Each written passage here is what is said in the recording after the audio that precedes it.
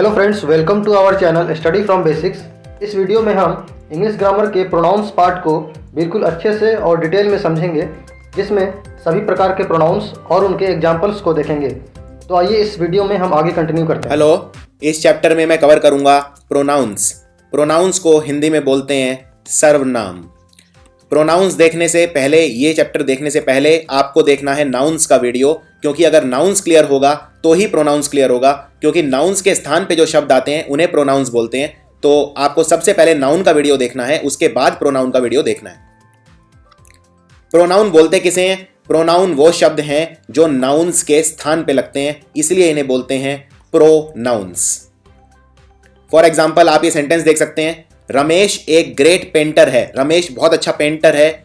रमेश नाम लिख दिया तो ये हो गया नाउन, क्योंकि पर्सन, प्लेस और थिंग का नाम होता है नाउन। लेकिन नाम ना लिख के अगर ही लिख दिया, he is a great painter, Ramesh को मैंने रिप्लेस कर दिया ही से, तो ही हो गया प्रोनाउन। तो नाउन के स्थान पे जो शब्द आते हैं वो हैं प्रोनाउन। संज्ञा के स्थान पे जो शब्द आते हैं वो होते हैं सर्वनाम। एक और एग्जांपल, राज, सुजीत और मनीष जा रहे हैं। अब यहां तीन लोगों के मैंने नाम लिख दिए, और नेम्स क्या होते हैं? नेम्स होते हैं नाउन्स। लेकिन अगर मैंने इनका नाम ना लिख के लिख दिया, वी आर गोइंग, हम जा रहे हैं, तो वी क्या हो गया? वी हो गया pronoun. So I hope noun और प्रोनाउन में आपको डिफरेंस अब समझ में आ गया होगा। अब देखते हैं, सबसे पहले हम इस चैप्टर में क्या क्या पढ़ेंगे। तो हम पढ़ेंगे इतने सब तरह के प्रोनाउंस। प्रोनाउंस सबसे बड़ा चैप्टर है ग्रामर के अंदर, और इतने सारे तरह के प्रोनाउंस पढ़ेंगे हम। पहले पढ़ेंगे personal pronoun, demonstrative pronoun, interrogative, indefinitive, relative, reflexive और रेसिप्रोकल। तो ये सारे प्रोनाउंस हम डिटेल में स्टडी करेंगे। सबसे पहले स्टार्ट करते हैं पर्सनल प्रोनाउंस। इससे पहले पर्सनल प्रोनाउन स्टार्ट करें, कुछ प्रैक्टिस कर लेते हैं पर्सन्स की, क्योंकि पर्सनल प्रोनाउन हम डिवाइड कर सकते हैं पर्सन्स के अंदर। पर्सन तीन तरह के होते हैं अंग्रेजी में। एक होता है फर्स्ट पर्सन। फर्स्ट पर्सन वो होता है जो बोल रहा है। जैसे फॉर एग्जांपल, आप ये वीडियो देख रहे हो, बोल मैं रहा हूं, तो मैं फर्स्ट पर्सन हूं। आप सुन रहे हो, सुनने वाला आप लोग हैं, आप सेकंड पर्सन है। यानी जो बोल रहा है वो फर्स्ट पर्सन, यानी मैं डॉक्टर गौरव गर्ग, मैं फर्स्ट पर्सन हूं। आप सब लोग जो ये कोर्स देख रहे हैं, आप सेकंड पर्सन है। और हम जिस चीज के बारे में बात कर रहे हैं वो थर्ड पर्सन है। यानी इस वीडियो के अंदर मैं पर्सनल प्रोनाउंस के बारे में बात कर रहा हूं, तो प्रोनाउन थर्ड पर्सन है। अगर मैं किसी व्यक्ति के बारे में बात कर रहा होता तो वो भी थर्ड पर्सन होता। सो फर्स्ट पर्सन यानी कि जो बोलता है, सेकंड पर्सन जो सुनता है, और थर्ड पर्सन यानी जिसके बारे में बात की जाती है। सो ये है फर्स्ट पर्सन। सिंगुलर में फर्स्ट पर्सन होते हैं आई, मी, माई और माइन, और प्लूरल में होते हैं वी, अस, आवर और आवर्स। आई का वी बन जाता है प्लूरल में। सेकंड पर्सन होते हैं यू, यूअर और यूअर्स, और प्लूरल में यू, यूअर और यूअर्स, यानी ये बिल्कुल सेम रहते हैं। Third person he, she, it, ये सब होते हैं, और प्लूरल में हो जाते हैं दे, देम, देयर और देयर्स। तो ये सारे के सारे हैं फर्स्ट पर्सन, सेकंड पर्सन और थर्ड पर्सन। नाउ ये सेंटेंस देखिए, अब इसमें आपको बताना है फर्स्ट पर्सन, सेकंड पर्सन। जैसे ये सेंटेंस है, I was glad to find the bus pass in the bottom of the green knapsack. यानी कि बस पास मुझे मिल गया नीचे ग्रीन स्नैपसैक पर, तो आई आ गया, यानी ये फर्स्ट पर्सन हो गया। You are surely the strangest child I have ever met. अगर मैं आपको बोलता हूं आप सबसे अजीब बच्चे हो जो मुझे आज तक मिले हो, तो बोल मैं रहा हूं, तो आई हो गया फर्स्ट पर्सन, यू हो गया सेकंड पर्सन। और अगर मैं बोलता हूं उसने नेबर का कुत्ता चुरा लिया, he stole the neighbour's dog and forced it to live with him, तो यहाँ पे ही और हिम क्या हो गया? थर्ड पर्सन, क्योंकि मैं किसी और पर्सन की बात कर रहा हूं जिसने कुत्ता चुराया, और हिम भी हो गया third person. So I hope आपको फर्स्ट, सेकंड और थर्ड में अब कोई प्रॉब्लम नहीं होगी। और इसको जो समझाने का जो तरीका है, जैसे अब मैं अगर ये कुछ सेंटेंस दूं आपको, क्या आप इनमें पहचान सकते हैं ये कौन से पर्सन है? आई यूज द टेलीफोन फ्रीक्वेंटली, मैं टेलीफोन बहुत फ्रीक्वेंटली यूज करता हूं, आई हो गया फर्स्ट पर्सन। लेकिन वो ईमेल यूज करना प्रेफर करती है, वो कोई थर्ड पर्सन है जिसके बारे में बात कर रहा हूं, तो शी हो गया थर्ड पर्सन। तुम ईमेल भेज सकते हो कई लोगों को एक साथ, तुम यानी जिसको मैं बोल रहा हूं, यानी ये सुन रहा है, तो यू हो गया second person. It is inexpensive to use email for communication. Communication के लिए, वाद विवाद के लिए ईमेल यूज करना बहुत ही सस्ता पड़ता है, तो इट हो गया थर्ड पर्सन। दूसरी बात, अब आते हैं एग्जाम में क्वेश्चंस के ऊपर। क्वेश्चन पर्सन में इस तरह से आता है, मान लो तीन लोग शिमला जा रहे हैं, तुम, वो और मैं, यानी यू, ही एंड आई। तो मैं कैसे लिखूंगा? क्या मैं लिखूंगा you, he and I are going to Shimla, he, you and I I you and he I and you, या आई ही एंड यू, मतलब कहने का मतलब कई तरह की पॉसिबिलिटीज बन सकती हैं। कौन सा पर्सन पहले लिखूंगा ये डिसाइड करना है। सिंगुलर के अंदर यहाँ पे तीनों ही सिंगुलर हैं। यू मतलब तुम एक आदमी हो, ही मतलब वो एक आदमी है, और आई मतलब मैं अकेला, और हम तीनों लोग शिमला जा रहे हैं। तो ऑर्डर क्या होता है सिंगुलर के अंदर, ये देखना है हमें। ये होता है ऑर्डर सिंगुलर के अंदर। सबसे पहले लिखते हैं सेकंड पर्सन, फिर लिखते हैं थर्ड पर्सन, फिर लिखते हैं फर्स्ट पर्सन। तो ऑर्डर है 2 3 1, यानी सही आंसर होगा you he and I are going to Shimla. अब यहां पर यू है सेकंड पर्सन, ही है थर्ड पर्सन, और आई है फर्स्ट पर्सन। यानी आप ये नहीं लिख सकते कि I he and you are going to Shimla. आपको पहले यू लिखना पड़ेगा, फिर ही, और फिर आई। इसी तरह से बताइए कौन सा ठीक है, he and I are best friends या I and he are best friend. वो और मैं बेस्ट फ्रेंड्स हैं, तो कैसे लिखेंगे, ही एंड आई या आई एंड ही। तो ऑर्डर अप्लाई कीजिए। ऑर्डर है 2 3 1, तो इसमें ही है थर्ड पर्सन, आई है फर्स्ट पर्सन, तो पहले थर्ड आता है फिर फर्स्ट आता है, यानी आंसर है he and I are best friends. अब बात करते हैं बहुवचन के अंदर। अभी तक तो हम देख रहे थे पर्सन सिंगुलर के अंदर। प्लूरल हो तो क्या होगा, मान लो बहुत सारे लोग शिमला जा रहे हैं, यानी तुम सब लोग यानी यू, वो सब लोग यानी दे, और हम सब लोग यानी वी। हम सब शिमला जा रहे हैं, तो आप कैसे लिखेंगे, you they and we, they you and we you and they, या यू वी एंड दे। कई सारी संभावनाएं बन सकती हैं फिर से, और ये सारे इस बार बहुवचन है। तो बहुवचन के अंदर जो ऑर्डर होता है वो होता है 1 2 3। बहुवचन में पहले लिखते हैं फर्स्ट पर्सन, फिर लिखते हैं सेकंड पर्सन, और फिर लिखते हैं थर्ड पर्सन। तो इसका ऑर्डर हो जाएगा we you and they are going to Shimla. इसमें वी है फर्स्ट पर्सन, यू है सेकंड पर्सन, और दे है third person. So I hope ये कंसेप्ट आपको एकदम क्लियर होगा। अब बात करते हैं पर्सनल प्रोनाउंस की डिटेल में। सबसे पहले होता है सब्जेक्टिव प्रोनाउन। ये इस चैप्टर की एकदम आत्मा है, एकदम रीढ़ की हड्डी है। अगर सब्जेक्टिव और ऑब्जेक्टिव प्रोनाउन आपने समझ लिए तो समझ लीजिए 99% काम प्रोनाउंस में खत्म। सब्जेक्टिव प्रोनाउन क्या होता है, सब्जेक्टिव प्रोनाउन होता है जो सेंटेंस का सब्जेक्ट होता है, जो सब्जेक्ट की तरह काम करता है। अब सब्जेक्ट कौन होता है, सब्जेक्ट होता है काम करने वाला या जिसकी बात की जा रही हो। अगर कोई सेंटेंस देखो तो सबसे पहले ये डिसाइड कर लो कि उसमें कोई काम हो रहा है कि नहीं हो रहा है, और अगर काम हो रहा है तो काम को करने वाला सब्जेक्ट है, यानी सब्जेक्टिव प्रोनाउन है। और अगर काम नहीं हो रहा है तो जिस पर्सन की बात हो रही है वो सब्जेक्ट है। फॉर एग्जाम्पल, अब ये सेंटेंस देखो, मैं अपने कमरे में डांस कर रहा हूं, I am dancing in my room, यानी इसमें काम हो रहा है क्योंकि मैं डांस कर रहा हूं। तो डांस कर रहा हूं यानी ये तो क्रिया है, यानी एम डांसिंग है वर्ब, और सब्जेक्ट कौन हो गया, करने वाला कौन है, आई। तो आई हो गया सब्जेक्टिव प्रोनाउन। इसी तरह से वो स्कूल जा रहा है, यानी इसमें काम हो रहा है क्योंकि वो स्कूल जा रहा है, कोई काम कर रहा है, तो इज गोइंग हो गई क्रिया, लेकिन करने वाला कौन है, ही। तो ही हो गया सब्जेक्टिव प्रोनाउन, यानी आई और ही हैं सब्जेक्टिव प्रोनाउन। अब देखते हैं सब्जेक्टिव प्रोनाउन कौन कौन से होते हैं। सो ये हैं मुख्य सब्जेक्टिव प्रोनाउन जो आपको याद करने हैं, और ये बिल्कुल एकदम अच्छे से याद कर लीजिए। बार बार आपको ये भी सोचने की जरूरत नहीं पड़नी चाहिए। अगर मैं बोलूं शी क्या है, ऑब्जेक्टिव प्रोनाउन के सब्जेक्टिव प्रोनाउन, तो आपको तुरंत निकलना चाहिए कि ये सब्जेक्टिव प्रोनाउन है। ये हैं सारे subjective pronoun, I, he, she, we, you और दे। इनको फटाफट आपको याद करना है। इस वीडियो को यहीं पॉज कर दीजिए और मेक श्योर करिए कि जब आप आगे जाएं इस वीडियो के अंदर तो आपको ये एकदम रटे हुए हो। आई, ही, शी, वी, यू और दे, इनसे आप कोई भी सेंटेंस बनाएंगे तो ये इसमें काम करेंगे। लेकिन उन सेंटेंसेस का क्या करें जिनमें कोई काम नहीं होता। फॉर एग्जाम्पल, उनमें जिसकी बात हो रही होती है वो सब्जेक्ट होता है। अभी तक हमने सारे सेंटेंस वो देखे हैं जिनमें कोई ना कोई काम हो रहा होता है, तो काम को करने वाला सब्जेक्ट होता है, यानी सब्जेक्ट कौन होता है, काम को करने वाला, यानी डूअर ऑफ द एक्शन।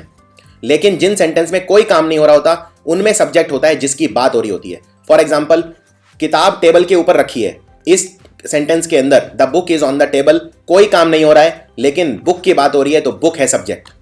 इसी तरह मैं एक डॉक्टर हूं, सो आई एम अ डॉक्टर, इसमें भी कोई काम तो नहीं हो रहा, मैं सिर्फ बता रहा हूं कि मैं कुछ हूं, लेकिन आई, मेरी बात हो रही है तो आई है सब्जेक्ट। अब बात करते हैं दूसरे प्रोनाउंस की जिनको बोलते हैं ऑब्जेक्टिव प्रोनाउंस या ऑब्जेक्ट प्रोनाउंस। ऑब्जेक्टिव प्रोनाउन वो हैं जो ऑब्जेक्ट का काम करते हैं, डायरेक्ट ऑब्जेक्ट या इनडायरेक्ट ऑब्जेक्ट। ऑब्जेक्ट कभी भी काम नहीं करता, सिर्फ एक्शन को रिसीव करता है। सब्जेक्ट हमेशा काम करता है। यह डिफरेंस है सब्जेक्ट और ऑब्जेक्ट के अंदर। ये देखिए सेंटेंस, उसने मुझे पुस्तक दी, she gave me the book. अब ये देने का काम पुस्तक का किसने किया, उसने, तो उसने काम किया, यानी शी है सब्जेक्ट और मी है ऑब्जेक्ट।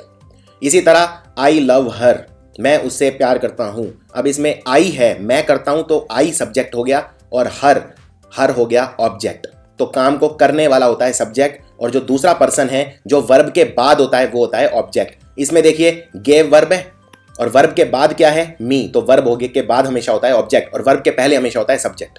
इसी तरह हम उनकी मदद करेंगे, वी विल हेल्प देम, मदद कौन करेगा, हम, तो हम हो गए सब्जेक्ट करने वाले और जिसकी करेंगे वो हो गया ऑब्जेक्ट। तो आई होप सब्जेक्ट और ऑब्जेक्ट आपको क्लियर होंगे। ये हैं सारे objective pronoun, me, him, her, us, you और देम। यू जो है ये सब्जेक्टिव प्रोनाउन का भी काम करता है, ऑब्जेक्टिव प्रोनाउन का भी काम करता है, दोनों है, दोनों में शब्द यू ही होता है, बाकी सारे अलग अलग हैं, मी, हिम, हर, अस और देम। और ये भी आप स्लाइड जब आगे जाएं तो मेक श्योर करिए ये आपको तुरंत याद हो। आगे सारा जो खेल चलेगा प्रोनाउन में वो सब्जेक्टिव और ऑब्जेक्टिव प्रोनाउन का चलेगा। तो ये है सब्जेक्टिव और ऑब्जेक्टिव प्रोनाउन। आई का बन जाता है मी, ही का बन जाता है हिम, शी का बन जाता है हर, वी का बन जाता है अस, यू ही रहता है और दे का बन जाता है देम। तो ये स्लाइड आप अच्छे से याद कर लीजिए पहले 5 मिनट 10 मिनट लगा के, उसके बाद आगे बढ़िए। अब जो एग्जाम में क्वेश्चन आते हैं वो सारे इसी पे आते हैं कि सब्जेक्टिव प्रोनाउन आएगा कि ऑब्जेक्टिव प्रोनाउन आएगा। फॉर एग्जांपल आई या मी, अब आई क्या है, सब्जेक्टिव प्रोनाउन, मी क्या है, objective pronoun. For example 2 sentence दिखाता हूं, बताना क्या आएगा। रमेश और मैं जापान जा रहे हैं, Ramesh and I are going to Japan या Ramesh and me are going to Japan.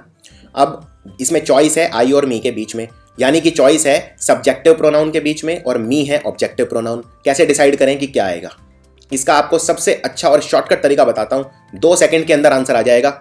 सबसे अच्छा तरीका है वर्ब को पहचान लो और वर्ब से पहले आएगा सब्जेक्ट, वर्ब के बाद आएगा ऑब्जेक्ट। सो ये है सबसे बेस्ट मेथड, ये आपका एक तरह से रामबाण का काम करेगा। शॉर्टकट, ट्रिक, एकदम ट्रिक है आपकी इंग्लिश के अंदर ये।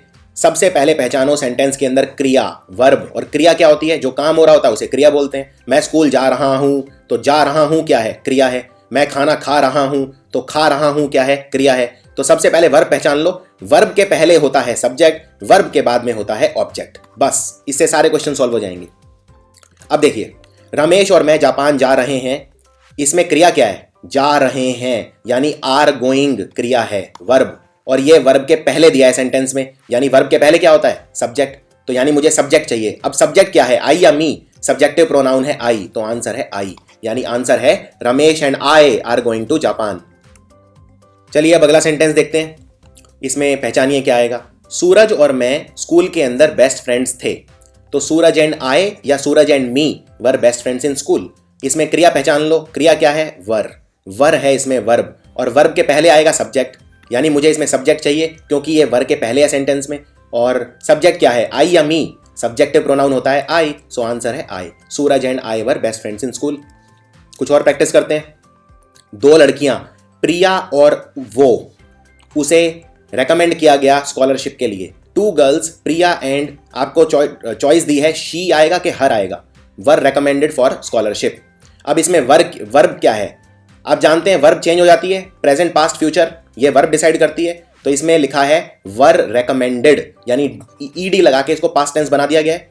सो वर रेकमेंडेड है वर्ब, उनको रेकमेंड किया गया, कोई काम किया गया, यानी क्रिया है वर रेकमेंडेड। और इस सेंटेंस में ये वर रेकमेंडेड से पहले आया है, तो पहले आया मतलब क्या चाहिए, सब्जेक्टिव प्रोनाउन।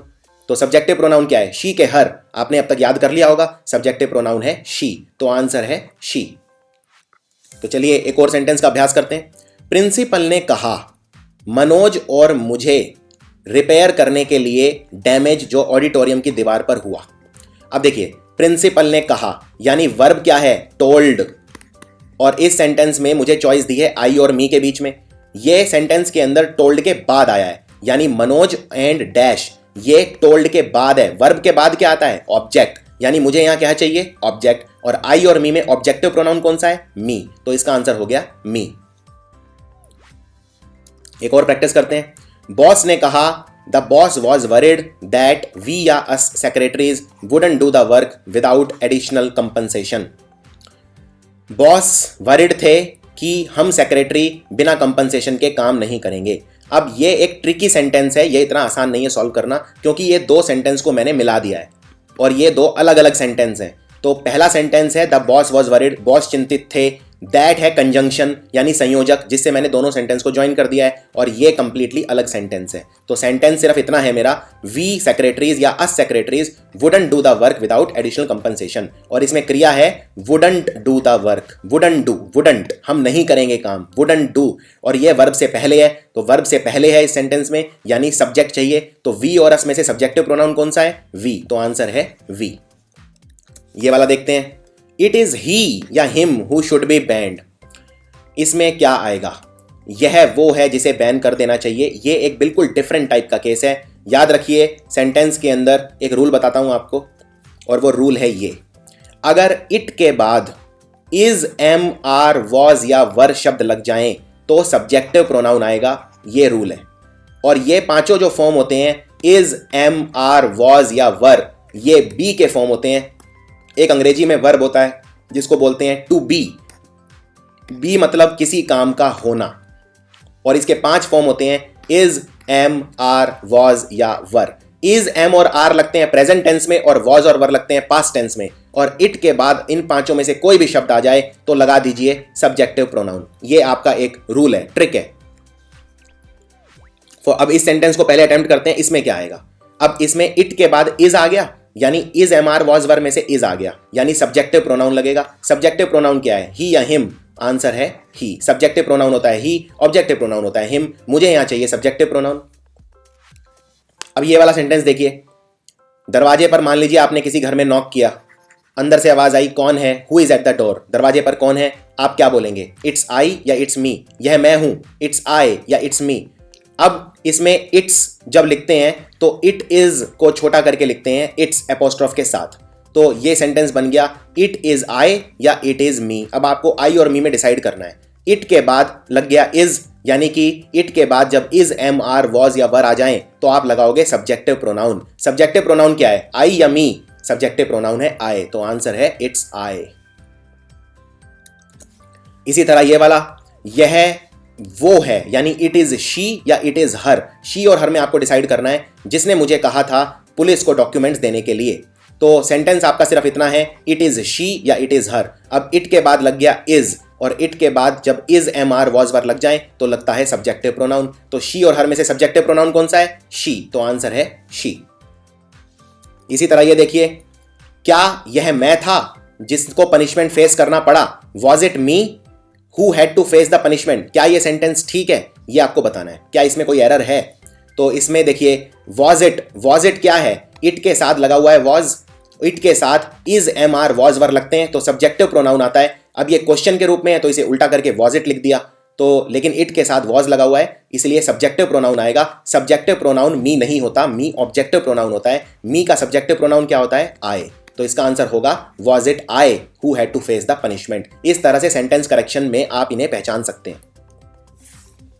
एक और एग्जांपल देता हूं, जीनियस कौन है? जीनियस इज शी या द जीनियस इज हर। कैसे डिसाइड करें? अब जीनियस यहां पे कोई चीज है, यानी जीनियस की बजाय आप इट भी लिख सकते हैं यहां पे। तो सेंटेंस क्या बन गया? इट इज शी या इट इज हर। तो इट के बाद इज लग गया, यानी अगेन इट के बाद इज, एम, आर, वॉज, वर आ जाए तो सब्जेक्टिव प्रोनाउन लगेगा। तो आंसर हो गया it is she, the genius is she. अगला रूल बताता हूं आपको, अगर सेंटेंस में ये सारे शब्द आ जाएं, ये आपको मैं बना बनाया रूल बता रहा हूं जिससे आपके लिए बहुत आसान हो जाएगा। अगर सेंटेंस के अंदर ये सारे शब्द आ जाएं तो इनके साथ आंख बंद करके ऑब्जेक्टिव प्रोनाउन लगा देना है। ये शब्द हैं लेट, लाइक, बिटवीन, बट और एक्सेप्ट। इनके साथ लगेगा हमेशा ऑब्जेक्टिव प्रोनाउन। फॉर एग्जाम्पल, उसे काम करने दो, let he do the job या let him do the job. अब लेट शब्द है, लेट के साथ क्या लगता है? Objective pronoun. और ऑब्जेक्टिव प्रोनाउन क्या है? ही या हिम। ऑब्जेक्टिव प्रोनाउन है हिम, तो आंसर है let him do the job. Next sentence है, nobody in this world can respect me like she या हर। पूरी दुनिया में मुझे उसके जितना सम्मान कोई नहीं दे सकता। तो इसमें आपको बताना है शी आएगा कि हर आएगा। Nobody in this world can respect me like her या लाइक शी। अब इसमें लाइक है, लाइक के साथ कौन सा शब्द लगता है हमेशा? Objective pronoun. ऑब्जेक्टिव प्रोनाउन क्या है? शी या हर। आंसर है हर, तो इसका आंसर होगा हर। आगे देखते हैं और अभ्यास करते हैं थोड़ा सा। पार्टी में सब लोग आए उसके सिवाय। Everyone came to the party except he या हिम। अब इसमें शब्द है एक्सेप्ट, और एक्सेप्ट के साथ कौन सा प्रोनाउन आता है हमेशा? ऑब्जेक्टिव प्रोनाउन, तो आंसर है हिम। उसके और मेरे बीच में कोई सीक्रेट नहीं है। दो फिल इन द ब्लैंक दिए हुए हैं, पहले में डिसाइड करना है ही या हिम और दूसरे में डिसाइड करना है आई या me. There is no secret between he या him and I and me. तो बिटवीन शब्द के साथ हमेशा आता है ऑब्जेक्टिव प्रोनाउन, तो दोनों ऑब्जेक्टिव प्रोनाउन आएंगे, यानी आंसर है हिम एंड मी। आखिरी सवाल, he has no one else to talk to but dash. उसके पास बात करने के लिए उसके अलावा कोई नहीं है, तो बट शब्द है और बट के साथ हमेशा आता है ऑब्जेक्टिव प्रोनाउन, यानी आंसर है हिम। एक और इंपॉर्टेंट रूल देखते हैं, जब भी सेंटेंस में प्रेपोजिशन आ जाए, प्रेपोजिशन क्या होते हैं? प्रेपोजिशन ये सब शब्द होते हैं जैसे in, at, on, for, from, relationship word बोलते हैं इन्हें, जो दो चीज़ों के बीच में रिलेशनशिप बताते हैं। In, at, into, on to, beside, for, since. Preposition के साथ अगर इमीडिएटली कोई फिल इन द ब्लैंक है तो उसमें हमेशा ऑब्जेक्टिव प्रोनाउन आएगा। For example, he is staring at she या हर, वो उसकी तरफ देख रहा है, तो इसमें शी आएगा कि हर आएगा? अब इसमें प्रेपोजिशन है एट। एट प्रेपोजिशन के साथ हमेशा क्या आता है? ऑब्जेक्टिव प्रोनाउन, यानी ऑब्जेक्टिव प्रोनाउन क्या है? शी या हर? आंसर है हर। शी स्माइल्ड एट आई या शी स्माइल्ड एट मी, तो प्रेपोजिशन है एट, प्रेपोजिशन के साथ आएगा ऑब्जेक्टिव प्रोनाउन, यानी आंसर है मी। अब देखते हैं प्रोनाउंस को कंपैरिजन में कैसे यूज करते हैं। इस पे क्वेश्चन अक्सर पूछे जाते हैं। फॉर एग्जाम्पल ये सेंटेंस देखिए, मैं उससे अच्छा गा सकता हूं। I can sing better than he या बेटर देन हिम। इसमें कैसे डिसाइड करें I can sing better than he या बेटर देन हिम? इसमें कंपैरिजन हो रहा है, और कंपैरिजन हो रहा है मुझे कैसे पता? क्योंकि वर्ब की कंपैरेटिव डिग्री यानी सेकंड डिग्री यूज की है मैंने, गुड, बेटर, बेस्ट, यानी बेटर और साथ में देन लगाए, और देन जब यूज करते हैं तो मतलब कंपैरिजन करते हैं। So I can sing better than he या हिम। अब इसको कैसे डिसाइड करें? इसका एक बहुत ही गोल्डन रूल आपको बताता हूं, इससे 10 सेकंड के अंदर आप क्वेश्चन सॉल्व कर दोगे। जब भी कंपैरिजन करोगे, सब्जेक्ट का कंपैरिजन हमेशा सब्जेक्ट के साथ करो, ऑब्जेक्ट का कंपैरिजन हमेशा ऑब्जेक्ट के साथ करो। अगर यह चीज आपको क्लियर है तो 2 मिनट के अंदर आंसर आ जाएगा। सब्जेक्ट को सब्जेक्ट के साथ कंपेयर करो, ऑब्जेक्ट को ऑब्जेक्ट के साथ कंपेयर करो, कभी भी सब्जेक्ट को ऑब्जेक्ट के साथ और ऑब्जेक्ट को सब्जेक्ट के साथ कंपेयर मत करो। अब देखते हैं इस रूल को अप्लाई कैसे करना है। अब सबसे पहले यह डिसाइड करो कि कंपैरिजन किसके बीच में हो रहा है। यहां पे कंपैरिजन हो रहा है, मैं बोल रहा हूं मैं उससे अच्छा गा सकता हूं, यानी कंपैरिजन इसके और इसके बीच में हो रहा है। आई और यहां जो भी आंसर होगा उसके बीच में हो रहा है। अब ये डिसाइड करो आई क्या है। रूल मेरा ये है, सब्जेक्ट को सब्जेक्ट के साथ कंपेयर करूंगा, ऑब्जेक्ट को ऑब्जेक्ट के साथ कंपेयर करूंगा। तो आई क्या है? इसमें आई क्या है ये पहचाना तो बहुत मुश्किल नहीं है, मैंने ये सिखा दिया है आपको कैसे पहचानते हैं। वर्ब पहचानो, वर्ब के पहले होता है सब्जेक्ट, तो इसमें वर्ब क्या है? कैन सिंग, मैं गा सकता हूं। क्रिया क्या है? कैन सिंग, और कैन सिंग से पहले है आई, यानी आई है सब्जेक्ट। अब आई अगर सब्जेक्ट है तो मैं आई को कंपेयर किसके साथ करूंगा? सब्जेक्ट के साथ ही करूंगा, यानी मुझे यहां पे क्या चाहिए? सब्जेक्ट ही चाहिए। और सब्जेक्टिव प्रोनाउन क्या है? सब्जेक्ट से बनता है सब्जेक्टिव प्रोनाउन। सब्जेक्टिव प्रोनाउन क्या है? ही या हिम? सब्जेक्टिव प्रोनाउन है ही, तो आंसर है ही। आंसर है I can sing better than he. आइए एक और प्रैक्टिस करते हैं। I miss you as much as he या हिम। मैं तुम्हें उतना ही मिस करता हूं जितना उसे। अब इसमें मैं कंपैरिजन किसके बीच में हो रहा है? मैं कर रहा हूं कंपैरिजन इन दो लोगों के बीच में कि मैं इन दोनों में से किससे कितना याद करता हूं। तो मैं तुम्हें उतना ही याद करता हूं जितना उसे, तो यू और ही या हिम में कंपैरिजन हो रहा है। अब इसमें यह डिसाइड करो यू क्या है।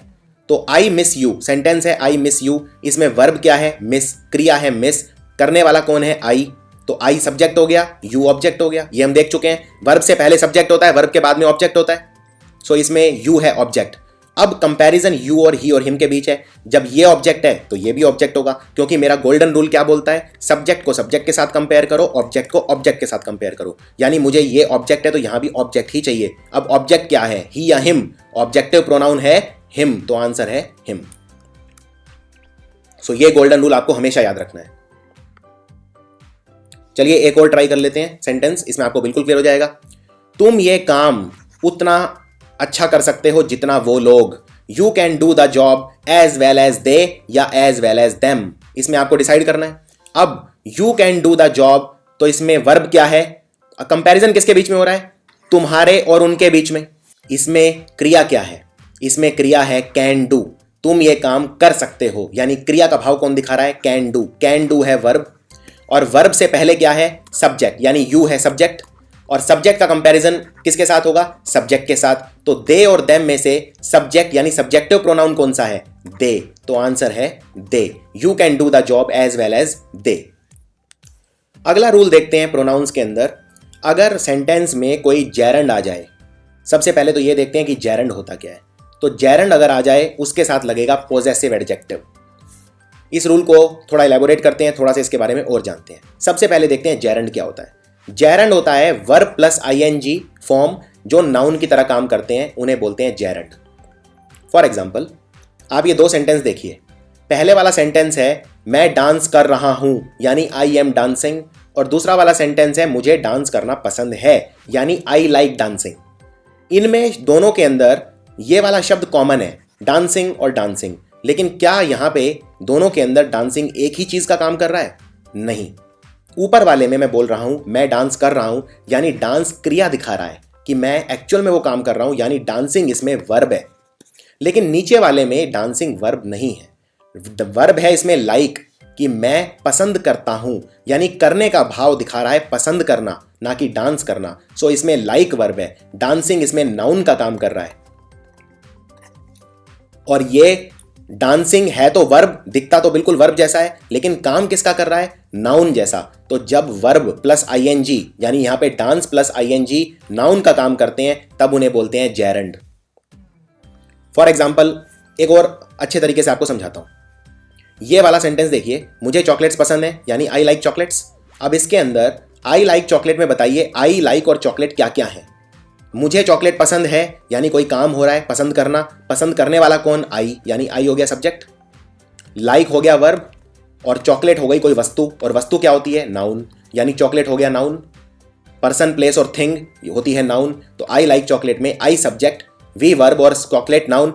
चलो चॉकलेट को मैं रिप्लेस कर देता हूं किसी और शब्द से। आई लाइक चेयर, मुझे कुर्सियां पसंद है। तो अगेन आई हो गया सब्जेक्ट, लाइक हो गया वर्ब और चेयर हो गया नाउन। मुझे दूध पसंद है, आई हो गया सब्जेक्ट, लाइक हो गया वर्ब, मिल हो गया नाउन। मुझे डांसिंग पसंद है, आई हो गया सब्जेक्ट, लाइक हो गया वर्ब और डांसिंग हो गया noun.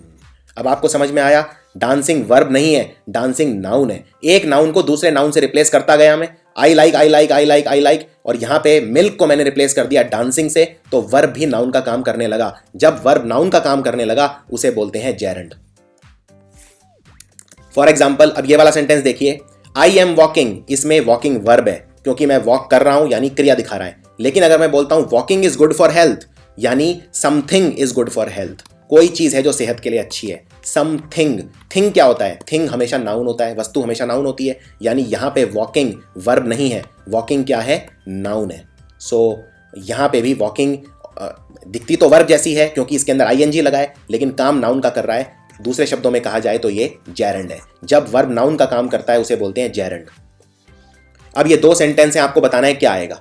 My father doesn't like me dancing, या my father doesn't like my dancing. मेरे पापा को मेरा डांस करना पसंद नहीं है। तो क्या लिखेंगे आप? मी डांसिंग के माई डांसिंग, या दोनों ठीक है?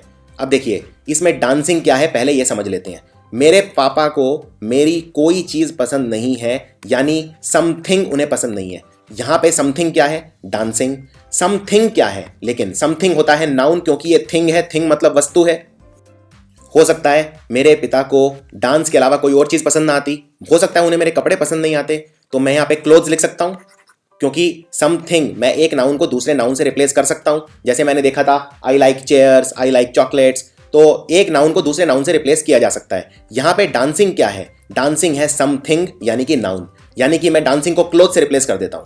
तो सेंटेंस क्या बन गया? My father doesn't like me clothes, या my father doesn't like my clothes. अब आपके लिए आसान हो जाएगा, आंसर क्या होगा? My father doesn't like my clothes, यानी कि इसमें भी आंसर क्या होगा? My father doesn't like my dancing. So answer है बी। अब ये बताइए इनमें क्या कौन सा ठीक है? I do not like you going to the party, या I do not like you are going to the party.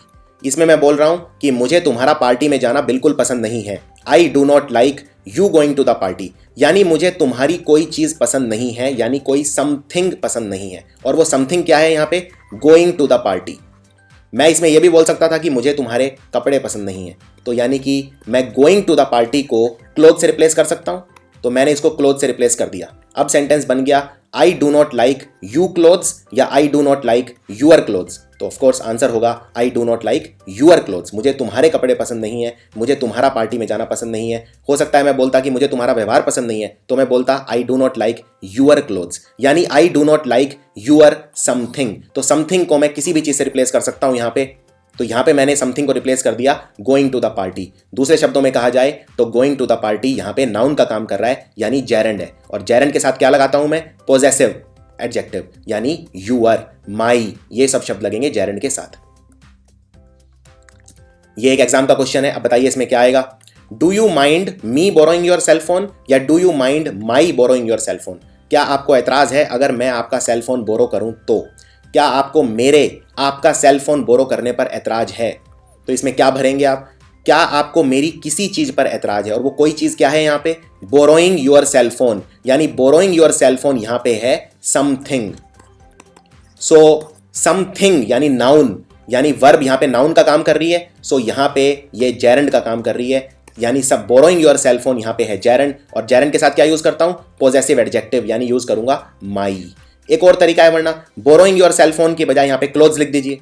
क्या आपको मेरे कपड़ों पे एतराज है? Do you mind me clothes या do you mind my clothes? तो आंसर हो जाएगा do you mind my clothes. तो उसको बाद में आप रिप्लेस कर सकते हैं। सो आंसर होगा do you mind my borrowing your cellphone. अब हम डिस्कस करते हैं सबसे टफ टॉपिक इस चैप्टर का, जो है रिलेटिव प्रोनाउंस। रिलेटिव प्रोनाउन क्या होते हैं पहले ये समझना जरूरी है। रिलेटिव प्रोनाउन नाम से पता चल रहा है आपके रिलेटिव हैं, आपके रिश्तेदार हैं, ये दिखाते हैं रिलेशनशिप। अब मैं बोल रहा हूं इसमें वह सेम व्यक्ति है, ही इज द पर्सन, वह वो व्यक्ति है जिसे हर कोई प्यार करता है। सो जिसे, ये जिसे किसके लिए आ रहा है? ही के लिए आ रहा है, यानी ये दोनों आपस में रिलेट कर रहे हैं, यानी हुम है रिलेटिव प्रोनाउन। रिलेटिव प्रोनाउन एक सेंटेंस में उससे पहले लिखे हुए किसी नाउन या प्रोनाउन का जिक्र करता है। सो इसमें सबसे पहले क्वेश्चन आते हैं हु और हुम के अंदर। हु और हुम में कैसे डिसाइड करें सेंटेंस में, कहां हु आएगा कहां हुम आएगा, ये एक शॉर्ट क्वेश्चन आते हैं। हु हमेशा सब्जेक्ट होता है, हुम हमेशा ऑब्जेक्ट होता है, ये आपको पहली बात याद रखनी है। और आप जानते हैं सब्जेक्ट कौन होता है? जो काम करता है। ऑब्जेक्ट कौन होता है? जो काम नहीं करता है। फॉर एग्जाम्पल आप ये वाला सेंटेंस देखिए, हु डिलीवर्ड दिस पैकेज, इस पैकेज को डिलीवर किसने किया, यानी यहां पे हु आएगा, क्योंकि इसने काम किया, इसने डिलीवर किया, यानी हु। दूसरा, this package was delivered to whom, इस पैकेज को किसको डिलीवर किया गया। अब इसके अंदर किसी को डिलीवर किया गया, इस पर्सन ने कोई काम नहीं किया, यानी हुम आएगा। इस तरह से आप डिसाइड कर सकते हैं। बाकी कुछ मैं शॉर्टकट भी बताऊंगा इसमें। तो एक तरीका चूज करने का यह है कि आप ये डिसाइड कीजिए कि काम किसने किया। अगर काम किया तो चूज करेंगे हु, और काम अगर नहीं किया तो चूज करेंगे हुम। फॉर एग्जाम्पल ये वाला सेंटेंस देखिए, वी वॉन्टेड टू नो, हम जानना चाहते थे कि पिक्चर में एक्टिंग किसने की, तो यहां पे हु आएगा कि हुम आएगा। अब जो भी पर्सन आएगा उसने एक्टिंग की यानी काम किया, काम किया यानी सब्जेक्ट, सब्जेक्ट कौन होता है? हु, तो आंसर होगा who. So we wanted to know who acted in the movie. आपको एक बहुत ही अच्छा शॉर्टकट बताता हूं, बिल्कुल रामबाण की तरह काम करेगा, 5 सेकंड के अंदर आप आंसर निकाल दोगे। और ये रूल है ये, अगर सेंटेंस में जो फिल इन द ब्लैंक है उसके तुरंत बाद कोई वर्ब आता है तो आप यूज करेंगे who fill in the blank की जगह पे, और अगर फिल इन द ब्लैंक के बाद कोई नाउन या प्रोनाउन आता है तो आप फिल इन द ब्लैंक में भर देंगे हुम। ये रूल अगर आपको क्लियर है तो 2 मिनट में क्वेश्चन हो जाएगा। For example, the person with who या हुम आपको डिसाइड करना है, फिल इन द ब्लैंक ये, I fought was with my neighbour, जिस पर्सन के साथ मैं लड़ा वो मेरा नेबर था। अब यहां पे एक तो मेथड आप ये लगा सकते हैं कि सब्जेक्ट होता है जो काम करता है, ऑब्जेक्ट होता है जो काम नहीं करता है, लेकिन वो मेथड कई बार कंफ्यूजिंग हो सकता है। फॉर एग्जाम्पल आंसर उससे भी आ जाएगा, पहले चलिए वही ट्राई करते हैं। तो जिस पर्सन के साथ मैं लड़ा, यानी काम किसने किया? मैंने। लड़ाई किसने की? मैंने। उसने तो कुछ नहीं किया, तो आंसर हो गया हुम, क्योंकि हुम मुझे ऑब्जेक्ट चाहिए यहां पे, क्योंकि लड़ा तो मैं, उसने तो कुछ नहीं किया, तो ये जो पर्सन है इसने कुछ नहीं किया, यानी हुम आएगा। अगर काम करता तो हु आता। एक तो तरीका हो गया ये। और दूसरा शॉर्टकट ट्रिक, एग्जाम में आपके पास उतना टाइम नहीं होगा इस क्वेश्चन के लिए बहुत ज़्यादा समय देने का, तो 5 सेकंड में कैसे आंसर निकालें। फिल इन द ब्लैंक है ये हु या हुम, और हु या हुम के बाद क्या दिया है आई, और आई क्या है प्रोनाउन, सर्वनाम है आई, तो प्रोनाउन जब लगेगा तो आप क्या लगाएंगे हुम।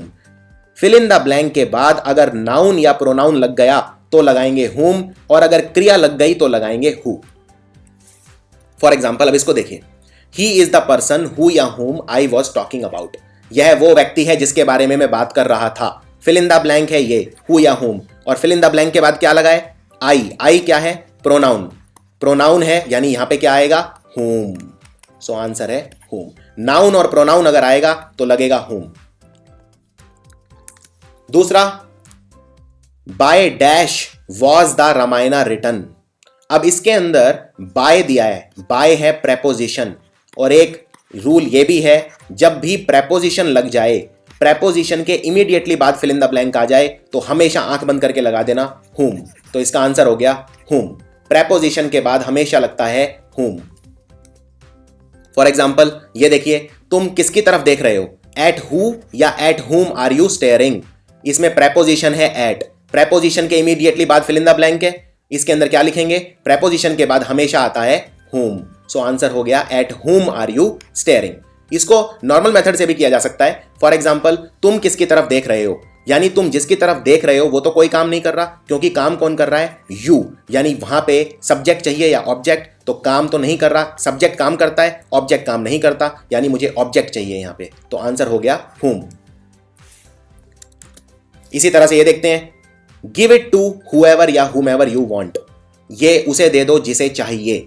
अब इसके अंदर गिव इट टू हुएवर या हुमेवर यू वांट, ये वांट कौन कर रहा है, ये चाह कौन रहा है तुम, यानी जिस पर्सन को दे रहे हो वो तो कुछ नहीं चाह रहा, यानी वो सब्जेक्ट होगा या ऑब्जेक्ट होगा, वो होगा ऑब्जेक्ट, यानी आंसर होगा हुमेवर। वरना अपने रूल से भी कर सकते हैं, ये फिल इन द ब्लैंक है और फिल इन द ब्लैंक के बाद दिया है यू, यू क्या है प्रोनाउन सर्वनाम, और प्रोनाउन जब भी आ जाएगा तो ऑटोमेटिक लग जाएगा हुम। इसी तरह से ये वाला देखते हैं, give it to whoever wants it या हुमेवर वांट्स इट, उसे दे दो जिसे चाहिए, गिव इट टू हुएवर या हुमेवर वांट्स इट। सो अब इसमें कैसे डिसाइड करें, अब ये फिल इन द ब्लैंक है और फिल इन द ब्लैंक के बाद है वांट्स, और वांट्स क्या है वर्ब, तो फिल इन द ब्लैंक के बाद जब वर्ब आ जाती है तो आप लगाओगे हु, यानी आंसर हो गया हुएवर। वरना एक और तरीका करने का, give it to whoever wants it, यहां पे जो ये पर्सन है ये चाह रहा है, मैं बोल रहा हूं ये उसे दे दो जिसे चाहिए, यानी जिस पर्सन की बात हो रही है वो कोई काम कर रहा है, वो चाह रहा है कोई चीज, यानी काम कर रहा है, यानी सब्जेक्ट है। सब्जेक्ट क्या होता है हु या हुम, सब्जेक्ट हमेशा होता है हु, सो आंसर है हुएवर। जब एग्जाम में क्वेश्चन आते हैं तो जरूरी नहीं है कि सिर्फ फिल इन द ब्लैंक आएंगे कि हु या हुम आपको भरना है और आपको डिसाइड करना है, क्वेश्चन किसी भी तरह से आ सकता है। फॉर एग्जाम्पल ये क्वेश्चन देखिए, we need someone to jump into the tank with the shark who is absolutely fearless, यानी कि हमें कोई पर्सन चाहिए, समवन हमें कोई चाहिए जो टैंक के अंदर कूद जाए शार्क के साथ, जो एकदम फियरलेस हो। अब इसमें सेंटेंस में क्या गलती है, देखिए इस सेंटेंस में गलती ये है कि इसमें जो ये फियरलेस है ये क्या है, क्या ये फियरलेस पर्सन है जो कूदने के लिए चाहिए, या ये शार्क मछली है, तो ये फियरलेस है पर्सन जो मुझे कूदने के लिए चाहिए। मैं इसमें बोलना चाह रहा हूं मुझे कोई ऐसा व्यक्ति टैंक में कूदने के लिए चाहिए जो एकदम साहसी हो, क्योंकि टैंक के अंदर शार्क मछली है। सो इसमें जो मैंने प्लेसमेंट किया है सेंटेंस का वो अच्छा नहीं किया, इसलिए सेंटेंस गलत है। इसमें जो ये हु इज एब्सोल्युटली फियरलेस है ये मैंने शार्क के बाद लिखा है, यानी ऐसा लग रहा है कि ये जो साहसी है ये शार्क है, लेकिन ये साहसी शार्क नहीं है। यानी हु रिलेटिव प्रोनाउन मुझे सही जगह पे लगाना है, और वो सही जगह कौन सी है, वो सही जगह है ये, क्योंकि ये हु समवन के लिए यूज हुआ है। यानी इस सेंटेंस को रिफ्रेज करके मैं ऐसे लिखूंगा, we need someone who is absolutely fearless, हमें कोई चाहिए जो एकदम निडर हो, to jump into the tank with the shark. तो कुछ और सवाल देखते हैं आप गलती बता पाते हो कि नहीं। अगला सवाल है, Maria bought cotton candy from a girl at the fair that was way too sweet, Maria ने एक टॉफी खरीदी, कॉटन कैंडी खरीदी एक लड़की से जो मेले में थी, जो बहुत ज्यादा स्वीट थी। अब यहां पे ये that was way too sweet किसके लिए यूज हुआ है ये आपको बताना है। क्या ये मेले के लिए यूज हुआ है या ये टॉफी जो खरीदी उसके लिए यूज हुआ है? ऑफ कोर्स ये टॉफी के लिए यूज हुआ है। टॉफी बहुत ज्यादा मीठी थी, इट वॉज जरूरत से ज्यादा मीठी थी, it was way too sweet. तो यहां पे that was way too sweet कहां लगेगा? ये सेंटेंस के आखिरी में नहीं लगेगा, क्योंकि अगर सेंटेंस के आखिरी में लगा दिया इसका मतलब है ये मेला, fair was way too sweet, ये दैट फेयर के लिए आया है, लेकिन ये दैट फेयर के लिए नहीं आया, ये रिलेटिव प्रोनाउन आया है कैंडी के लिए। सो इस सेंटेंस को मैं लिखूंगा Maria bought cotton candy that was way too sweet from a girl at the fair. इसी तरह एक और सेंटेंस देखते हैं। I would like to hire someone to feed and train our horse who doesn't smoke. मुझे अपने घोड़े को खिलाने के लिए, घोड़े को ट्रेन करने के लिए एक ऐसा व्यक्ति चाहिए जो स्मोकिंग नहीं करता हो, लेकिन इसमें मैंने हु डजंट स्मोक कहां पे लिखा है? घोड़े के बाद। तो ऐसा लग रहा है कि मुझे अपने घोड़े के लिए चाहिए जो नहीं स्मोक करता, यानी घोड़े का स्मोकिंग करने और ना लेने से कोई लेना देना नहीं है, मुझे पर्सन ऐसा चाहिए जो स्मोक ना करता हो। यानी इसको मैं रिफ्रेज करके कैसे लिखूंगा? I would like to hire someone who doesn't smoke to feed and train our horse. So ये गलत हो जाएगा। जो सेंटेंस मैंने बोला था Maria bought cotton candy from a girl at the fair that was way too sweet, इसको मैं लिखूंगा ठीक करके Maria bought cotton candy that was way too sweet from a girl at the fair. इसको दोबारा पढ़ें और समझने की कोशिश करें जो पॉइंट मैंने आपको समझाया है। इसी तरह ये वाला sentence I would like to hire someone to feed our horse who doesn't smoke नहीं होगा, इसको ठीक करके लिखेंगे I would like to hire someone who doesn't smoke to feed our horse. अगला सवाल, इसमें बताइए कौन सा ठीक है। आप वीडियो को यहीं पॉज कर सकते हैं और इसमें चेक कीजिए दोनों सेंटेंस में से कौन सा ठीक है। Never trust a lady with a dog in high heels, और दूसरा never trust a lady in high heels with a dog. अब यहां पे ये जो इन हाई हील्स है, ये हाई हील किसने पहने हैं? लेडी ने कि डॉग ने? ये पहने हैं लेडी ने ऑफ कोर्स, तो ये इन हाई हील्स लेडी के बाद लगेगा, विद अ डॉग नहीं लगेगा। So never trust a lady with a dog गलत है, never trust a lady in high heels with a dog is the right answer. So इसको बोलते हैं प्लेसमेंट। जो आपकी प्लेसमेंट होनी चाहिए वो भी एकदम परफेक्ट होनी चाहिए। अब बात करते हैं एक डिफिकल्ट प्रॉब्लम की, जिसको बोलते हैं दैट और विच। दैट कहां आता है और विच कहां आता है? ये भी दोनों हैं रिलेटिव प्रोनाउंस। तो अभी तक हमने हु और हुम कवर कर लिए हैं, अब हम देखते हैं दैट वर्सेस विच। सबसे पहले देखते हैं दैट और विच कहां पे आते हैं। दैट और विच हम लोगों के लिए यूज नहीं करते, हु और हुम हम लोगों के लिए यूज करते थे। दैट और विच हम वस्तुओं के लिए यूज करते हैं। फॉर एग्जाम्पल, जैसे अब मैं सेंटेंस लिखता हूं the boy who through the ball, या ये वो वुमेन है जो हमेशा ब्लैक शॉल पहनती है, तो इनमें हु या हुम हम यूज करते थे, लेकिन वस्तुओं के लिए हम यूज करते हैं दैट और विच। अब आपको एक गोल्डन रूल बताता हूं जिससे आप सारे क्वेश्चन कर देंगे 5 सेकंड के अंदर, और वो गोल्डन रूल है ये। दैट आएगा रिस्ट्रिक्टिव क्लॉज के लिए और विच आएगा नॉन रिस्ट्रिक्टिव क्लॉज के लिए। एक और आपको बड़ा अच्छा रूल बताता हूं, विच जहां भी आएगा वहां आपको 2 कॉमा मिल जाएंगे, उनके बीच में विच आता है। यह भी एक शॉर्टकट है। 2 कॉमा के बीच में जो भी चीज होती है हमेशा एक्स्ट्रा होती है इंग्लिश के अंदर, वो अगर सेंटेंस से निकाल भी दूं तो सेंटेंस गलत नहीं होता, लेकिन दैट के साथ जो पार्ट है अगर मैं सेंटेंस से निकाल दूं तो सेंटेंस गलत हो जाएगा, उसका मीनिंग चेंज हो जाएगा। यानी सेंटेंस के अंदर कोई ऐसा हिस्सा अगर है जिसको मैं सेंटेंस से निकाल दूं और सेंटेंस का मीनिंग चेंज हो जाए तो मैं लगाऊंगा दैट, और अगर कोई एक्स्ट्रा चीज है जिसे मैं सेंटेंस से निकाल भी दूं तो सेंटेंस गलत नहीं होगा तो मैं यूज करूंगा विच। सो रिस्ट्रिक्टिव क्लॉज क्या होता है? जिसके साथ मैं दैट लगाता हूं। रिस्ट्रिक्टिव क्लॉज वो हिस्सा है सेंटेंस का कि अगर जिसे मैं रिमूव कर दूं तो सेंटेंस का मीनिंग चेंज हो जाएगा, यानी ये रिस्ट्रिक्शन लगा रहा है सेंटेंस के ऊपर, इसलिए इसे बोलते हैं रिस्ट्रिक्टिव क्लॉज। फॉर एग्जाम्पल, ये वाला सेंटेंस देखिए, इसमें बताइए दैट आएगा कि विच आएगा। यह वो किताब है जिसे मैं ढूंढ रहा था। This is the book that या विच आई वॉज सर्चिंग। इसमें क्या आएगा? दैट आएगा या विच आएगा? अब इसमें यह वो किताब है, कौन सी किताब? जिसे मैं ढूंढ रहा था। क्या मैं इस सेंटेंस में जिसे मैं ढूंढ रहा था ये निकाल दूं तो क्या मीनिंग चेंज नहीं होगा? मीनिंग चेंज हो जाएगा, क्योंकि अगर मैं इस पार्ट को निकाल दूं तो मुझे पता नहीं चलेगा ये कौन सी किताब है, यानी इस पार्ट का रहना सेंटेंस में एकदम जरूरी है। अगर मैं ये सेंटेंस सिर्फ इतना कर दूं दिस इज द बुक, यह वो किताब है, तो सेंटेंस कंप्लीट नहीं है। अगर मैं बोलता हूं यह वो किताब है, इमीडिएटली आप क्वेश्चन पूछेंगे वो किताब कौन सी किताब, तो मुझे बताना पड़ेगा यह वो किताब है जिसे मैं ढूंढ रहा था, यानी जिसे मैं ढूंढ रहा था ये रिस्ट्रिक्टिव क्लॉज है क्योंकि मैं इसे हटा नहीं सकता, इसलिए यहां पे आएगा दैट। फॉर एग्जाम्पल एक और सेंटेंस देखते हैं, चेयर्स कुर्सियां, दैट या विच ये आपको डिसाइड करना है। Don't have cushions are uncomfortable to sit on. अब इसमें ये वाला जो पार्ट है इसमें आपको डिसाइड करना है क्या ये पार्ट मैं निकाल दूं तो मतलब चेंज हो जाएगा? दैट डोंट हैव कुशंस या विच डोंट हैव कुशंस, जो भी आंसर होगा देखते हैं। कुर्सियां, अगर चलिए पहले मैं ये पार्ट निकाल देता हूं, तो पार्ट निकालने के बाद सेंटेंस बचा chairs are uncomfortable to sit on, यानी कुर्सियां बैठने के लिए अनकंफर्टेबल होती हैं। अब सेंटेंस पूरा पढ़ते हैं। वो कुर्सियां जिन पे कुशंस नहीं होते, जिन पे गद्दा नहीं होता, वो बैठने के लिए अनकंफर्टेबल होती हैं, यानी ये वाला सेंटेंस चेंज हो गया। अगर मैं इस पार्ट को निकाल दूं तो मतलब बिल्कुल ही चेंज हो जाता है, यानी इस वाले पार्ट का रहना जरूरी है, यानी ये रिस्ट्रिक्टिव क्लॉज है, इसीलिए यहां पे आएगा दैट। अब देखते हैं नॉन रिस्ट्रिक्टिव क्लॉज क्या होता है। नॉन रिस्ट्रिक्टिव क्लॉज वो है जो सेंटेंस से अगर मैं निकाल भी दूं तो मीनिंग चेंज नहीं होगा। फॉर एग्जाम्पल, अब ये वाला सेंटेंस देखिए, chairs which are found in many places of work are often uncomfortable to sit on. कुर्सियां अनकंफर्टेबल होती हैं बैठने के लिए। ये वाला पार्ट सेंटेंस का अगर मैं निकाल भी दूं तो मीनिंग चेंज नहीं होगा। फॉर एग्जाम्पल, पहले इसको निकाल के पढ़ते हैं। कुर्सियां अनकंफर्टेबल होती हैं बैठने के लिए, और अगर मैं इसे लगा भी दूं तो भी कोई खास फर्क नहीं पड़ता सेंटेंस के मीनिंग पे। कुर्सियां जो हर जगह पाई जाती हैं अनकंफर्टेबल होती हैं बैठने के लिए, तो कुर्सियां हर जगह पाई जाती हैं या नहीं पाई जाती, इससे इसका कोई लेना देना नहीं है। अगर मैं ये पार्ट लगा भी दूं तो भी सेंटेंस पे फर्क नहीं पड़ता, और अगर मैं ये हटा भी दूं तो भी फर्क नहीं पड़ता, इसीलिए मैंने लगाया है विच। विच वाला जो पार्ट है वो नॉन रिस्ट्रिक्टिव क्लॉज है, उसके लगाने और हटाने से सेंटेंस पे फर्क नहीं पड़ता। अब ये वाला सेंटेंस देखिए, मैं एक अनकंफर्टेबल चेयर पे बैठा, I sat on an uncomfortable chair.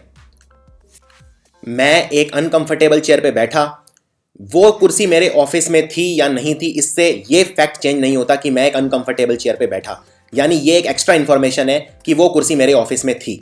यानी ये मैं हटा भी दूं या निकाल भी दूं, इससे सेंटेंस पे कोई फर्क नहीं पड़ेगा। सेंटेंस यही रहेगा कि मैं एक अनकंफर्टेबल चेयर पे बैठा, ये फैक्ट चेंज नहीं होगा कि मैं एक अनकंफर्टेबल चेयर पे बैठा, यानी ये नॉन रिस्ट्रिक्टिव क्लॉज है, इसलिए मैंने लगाया है विच। अब ये दो सेंटेंस देखिए, ये सेंटेंस आपको एकदम क्लियर हो जाएगा दैट और विच में फर्क। दो सेंटेंस हैं और दोनों ठीक हैं, ये मैंने आपको पहले ही बता दिया, दोनों गलत नहीं है, दोनों ही ठीक हैं। आपको यह बताना है कि इनमें से किस केस के अंदर कंपनी के पास एक ही ऑफिस है। पहला सेंटेंस है our office which has one room is in Mumbai, और दूसरा सेंटेंस है our office that has one room is in Mumbai.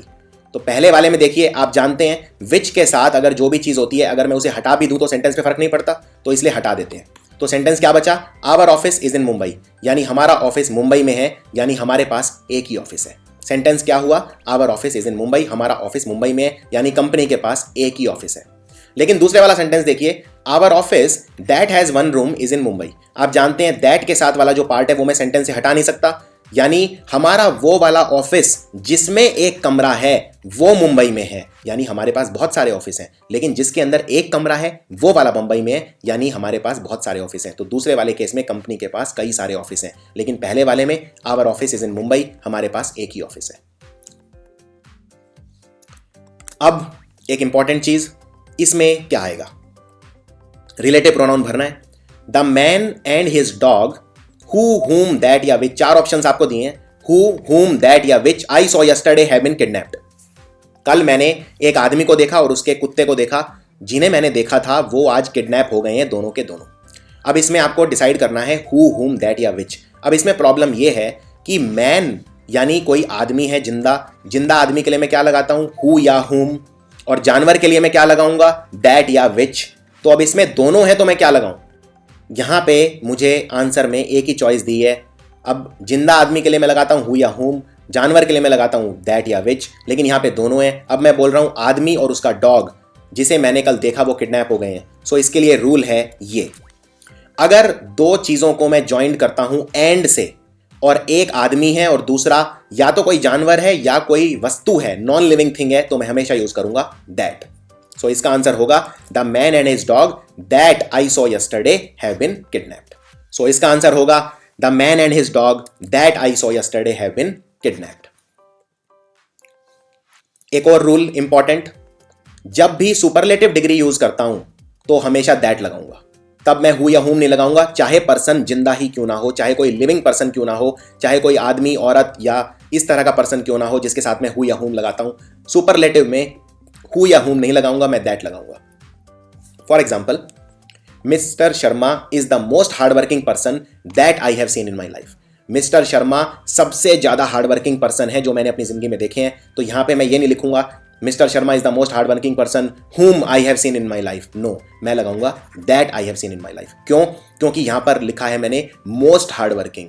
ये जो शब्द होते हैं मोस्ट के साथ जो शब्द आते हैं ये सुपरलेटिव होते हैं, या फिर वर्ब की थर्ड डिग्री में जो होते हैं वो सुपरलेटिव होते हैं। जैसे गुड, बेटर, बेस्ट, बेस्ट हो गया सुपरलेटिव डिग्री या थर्ड डिग्री। इसी तरह से most beautiful, most intelligent, smartest, thinnest, tallest, ये जो एस्ट वाले शब्द हैं ये सारे सुपरलेटिव डिग्री होते हैं, और सुपरलेटिव डिग्री के साथ हमेशा आपको याद रखना है दैट लगेगा। फॉर एग्जाम्पल, एक और एग्जाम्पल देखते हैं। She is the smartest women that we have witnessed. वो सबसे स्मार्ट लड़की है जो हमने आज तक देखी है। She is the smartest women that we have witnessed. अगला रूल देखते हैं। अगर आपको शब्द दिया है ऑल मतलब सब कुछ, लेकिन अगर यहां ऑल का मतलब नॉन लिविंग थिंग से है। देखिए, ऑल जो शब्द होता है ये लिविंग चीज के लिए भी यूज हो सकता है और ये वस्तु के लिए भी यूज हो सकता है। अगर ऑल वस्तु के लिए यूज हो रहा है तो ऑल के साथ हमेशा दैट लगेगा। फॉर एग्जाम्पल, एक कहावत है, हर चमकती चीज सोना नहीं होती, all that glitters is not gold. तो ऑल के साथ क्या लगा है यहां पे? दैट। ऑल के साथ दैट लगेगा अगर यहां पे सेंस किसी वस्तु का है। तो मैं बोल रहा हूं हर चमकती चीज सोना नहीं होती, यानी हर जो चीज चमकती है वो नॉन लिविंग चीज है, तो नॉन लिविंग चीज का जिक्र कर रहा हूं यानी लगेगा दैट।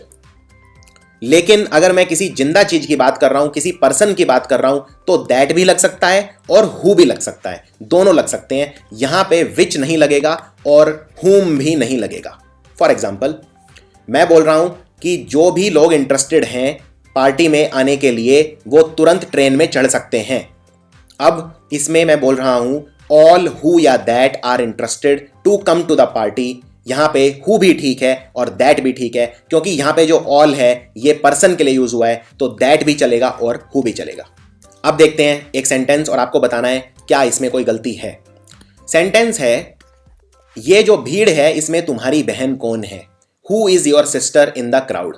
मान लीजिए ये 4 लड़कियां हैं एक भीड़ में, या 10 लड़कियां हैं या 50 लड़कियां हैं, और मैं पूछ रहा हूं इनमें से तुम्हारी बहन कौन है।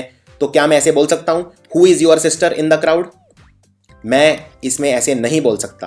अगर मान लीजिए मैं एक नॉर्मल केस में पूछ रहा हूं कि तुम्हारी बहन कौन है, तो मैं बोल सकता हूं हु इज योर सिस्टर, तुम्हारी बहन कौन है। लेकिन अगर मैंने ऑप्शंस दिए हैं, जैसे यहां पे क्राउड है, पूरी भीड़ खड़ी हुई है और भीड़ में बहुत सारी लड़कियां हैं, यानी बहुत सारे ऑप्शंस हैं। जब बहुत सारे ऑप्शंस के अंदर मैं एक ऑप्शन सिलेक्ट करता हूं तो हमेशा यूज करता हूं विच, तब मैं हु यूज नहीं करूंगा। सो इसका आंसर क्या होगा? Which is your sister in the crowd. क्यों? क्योंकि मैंने बहुत सारे ऑप्शंस दिए और उनमें से पूछा इनमें से तुम्हारी बहन कौन है। जब बहुत सारे ऑप्शंस में से एक ऑप्शन सिलेक्ट करना होता है तो मैं यूज करता हूं विच, ना कि हु। फॉर एग्जाम्पल, इसमें बताइए क्या आएगा। फॉर एग्जाम्पल, एक और सेंटेंस देखते हैं। इसमें आपको बताना है कि विच आएगा कि हु आएगा। सेंटेंस है, इन सब नौकरों में सबसे अच्छा खाना कौन सा बनाता है? विच या who of these servants कुक्स the best. अब मान लीजिए 4 नौकर हैं और मैं पूछ रहा हूं इन चारों नौकरों में से खाना कौन सा अच्छा बनाता है। यानी मैंने 4 ऑप्शंस दिए हैं और अब मैं आपको एक पहचानने को कह रहा हूं, यानी जब 4 ऑप्शंस में से मैं एक को सिलेक्ट करूंगा तो आंसर होगा विच। अगला शब्द देखते हैं हुज। हुज एक ऐसा शब्द है जिसका मतलब होता है किसका या जिसका। फॉर एग्जाम्पल, यह किताब किसकी है? Whose book is this? मैं सवाल पूछ रहा हूं Whose book is this? यह किताब किसकी है? तो whose का इस्तेमाल यहां पे हुआ है किसका के रूप में।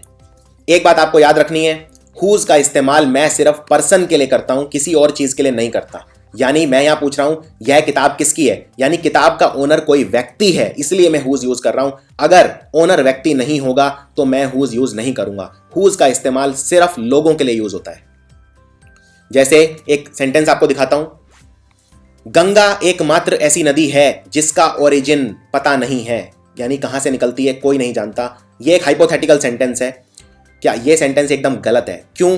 Ganga is the only river whose origin is unknown. Ganga कोई व्यक्ति नहीं है, इसलिए मैं हुज का इस्तेमाल नहीं कर सकता, तो यह गलत हो जाएगा। तो इसको सही कैसे करूंगा? इसको मैं विच यूज करके लिखूंगा। मैं लिखूंगा the Ganga is the only river the origin of which is unknown.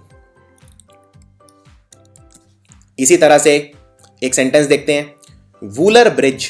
Wular एक ब्रिज का नाम है। वूलर ब्रिज ये वही ब्रिज है जिसका उद्घाटन प्राइम मिनिस्टर ऑफ इंडिया ने किया था।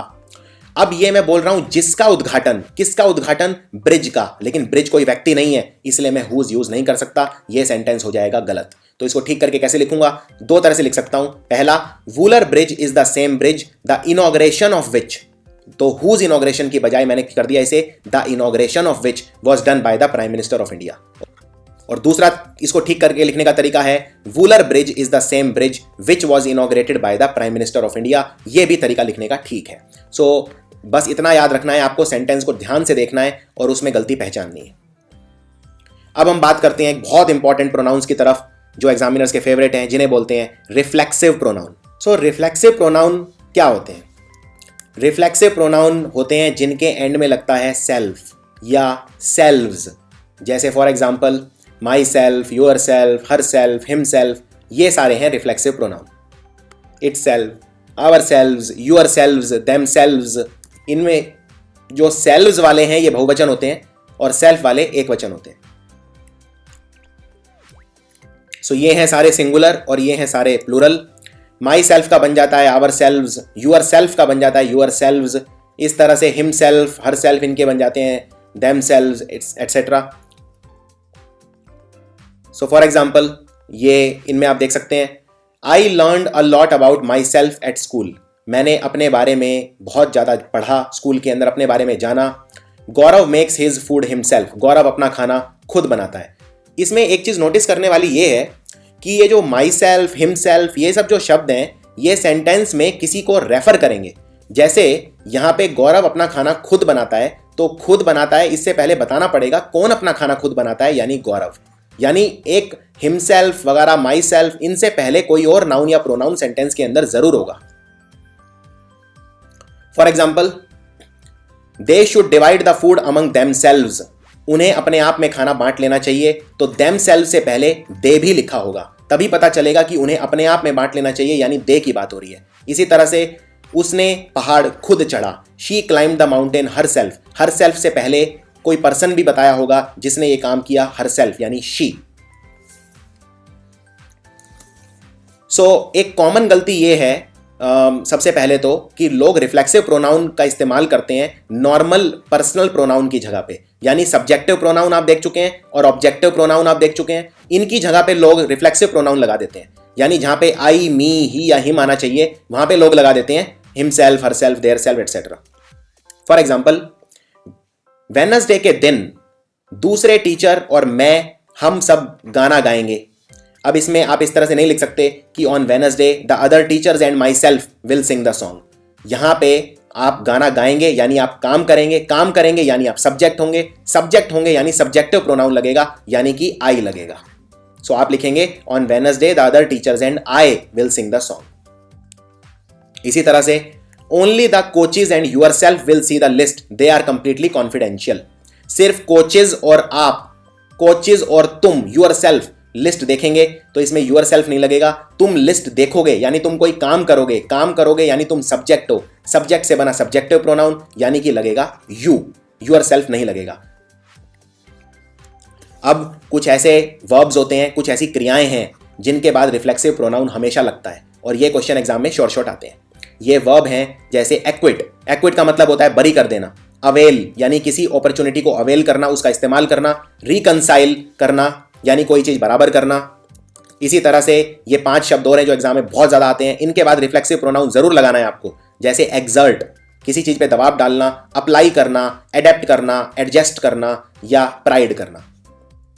For example he acquitted during the tough time, यानी टफ टाइम में जब मुसीबत आई तो उसने अपने आप को एक्विट कर लिया, एक्विट कर लिया उसने, टफ टाइम से अपने आप को बरी कर दिया। क्या ये सेंटेंस ठीक है? ये ठीक नहीं है, क्योंकि एक्विट यहां पे वर्ब की तरह यूज हुआ है, क्योंकि एक्विट का एक्विटेड बन गया, वर्ब ही चेंज होती है सिर्फ। सो एक्विटेड के बाद लगेगा हिमसेल्फ, क्योंकि एक्विट वर्ब के बाद हमेशा लगता है रिफ्लेक्सिव प्रोनाउन। कुछ और देखते हैं। मुझे उसके बेटे होने पे गर्व है, so I pride on being his son. क्या ये सेंटेंस ठीक है? ये ठीक नहीं है, क्योंकि आई है सब्जेक्ट, मुझे गर्व है, तो आई सब्जेक्ट और प्राइड है इसमें वर्ब, सब्जेक्ट के साथ हमेशा वर्ब लगती है और ये वर्ब है, ये सब्जेक्ट है, सो वर्ब प्राइड है इसमें और प्राइड वर्ब के बाद हमेशा लगता है रिफ्लेक्सिव प्रोनाउन। तो मैंने आपको 8 वर्ब बताई हैं, बस वो 8 ही आपको करनी है, उन्हीं के बाद रिफ्लेक्सिव प्रोनाउन। वैसे तो बहुत सारे वर्ब हैं जिनके बाद रिफ्लेक्सिव प्रोनाउन लगता है, लेकिन आपके एग्जाम के लिए सिर्फ 8 वर्ब इंपॉर्टेंट हैं, उनके बाद रिफ्लेक्सिव प्रोनाउन लगता है। सो प्राइड एक ऐसा वर्ब है जिसके बाद रिफ्लेक्सिव प्रोनाउन लगता है, यानी आंसर हो गया I pride myself on being his son. एक और देखते हैं, I need to apply to this new project with full rigour. मुझे ये जो नया प्रोजेक्ट मुझे मिला है पूरी मेहनत से करना है। I need to apply to this new project. Again ये रॉन्ग है, क्योंकि अप्लाई एक ऐसा वर्ब है जिसके बाद रिफ्लेक्सिव प्रोनाउन लगेगा। सो आप बोलेंगे I need to apply myself to this new project. अब मान लीजिए आपसे कोई पूछता है क्या उसने पार्टी अटेंड की, तो अगर उसने अटेंड की तो आप बोल सकते हैं हाँ उसने अटेंड की, यानी यस ही अटेंडेड, खत्म। लेकिन अगर मान लीजिए वो पार्टी में नहीं आया तो क्या आप ये बोल सकते हैं नो ही एब्सेंटेड? नहीं, आप ये नहीं बोल सकते, क्योंकि यहां पे वर्ब क्या है? एब्सेंट। अटेंड एक नॉर्मल वर्ब है, इसके बाद रिफ्लेक्सिव प्रोनाउन नहीं लगता है। लेकिन एब्सेंट एक ऐसा वर्ब है, मैंने आपको 8 वर्ब बताई हैं, उसमें एक वर्ब था एब्सेंट। एब्सेंट के बाद रिफ्लेक्सिव प्रोनाउन लगेगा, यानी इसका आंसर होगा नो ही एब्सेंटेड हिमसेल्फ। इसी तरह से एक सेंटेंस देखते हैं, आपको बताना है क्या ये सेंटेंस ठीक है। मैं पार्टी में नहीं आ रहा हूं लेकिन तुम एंजॉय करो। I am not coming to the party but you enjoy. Again enjoy एक ऐसा वर्ब है जिसके बाद रिफ्लेक्सिव प्रोनाउन लगता है, तो इसका आंसर होगा I am not coming to the party but you enjoy your self.